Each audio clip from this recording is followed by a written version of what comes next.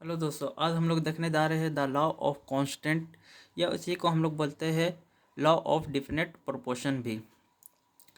1799 में यह नियम फ्रेंच केमिस्ट जोसेफ पोरस्ट ने दिया था। फ्रेंच का एक साइंटिस्ट था जोसेफ पोरस्ट ने, जो 1799 में यह नियम को दिया था।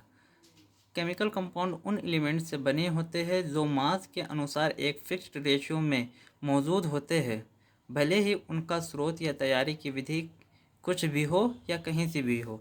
एग्जाम्पल में समझते इसको। जैसे एग्जाम्पल में H2O, ठीक है। H2O है। अब पानी, H2O को हम लोग बोलते हैं पानी, जल।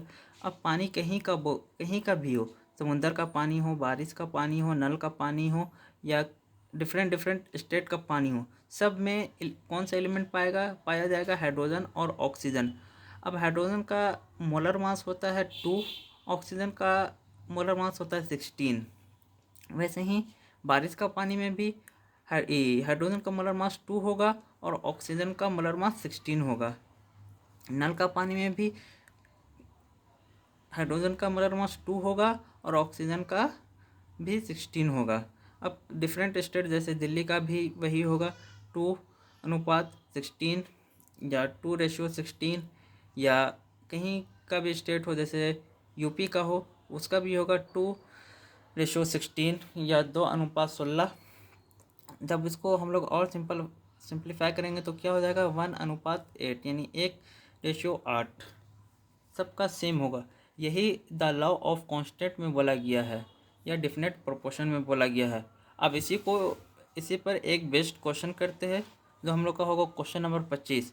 Percentage of copper and oxygen in sample of CuO obtained by different methods were found to be same, this proves the law. यानी इस क्वेश्चन में बोला गया है कि विभिन्न तरीकों से प्राप्त CuO यानी कॉपर ऑक्सीजन के नमूने में Cu और ऑक्सीजन का प्रतिशत समान पाया गया। यह लॉ को साबित करता है, यानी कौन सा लॉ को साबित करता है?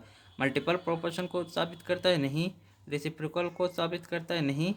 कांस्टेंट प्रोपोर्शन को साबित करता है? हाँ। और नन ऑफ दिस तो नहीं होगा, कांस्टेंट प्रोपोर्शन ही होगा। जो भी क्वेश्चन में डिफरेंट मेथड से पाया गया एलिमेंट्स सेम होगा, वो कौन सा हो जाएगा? Constant proportion.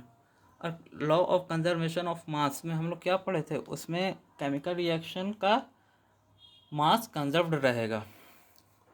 ठीक है, थैंक यू।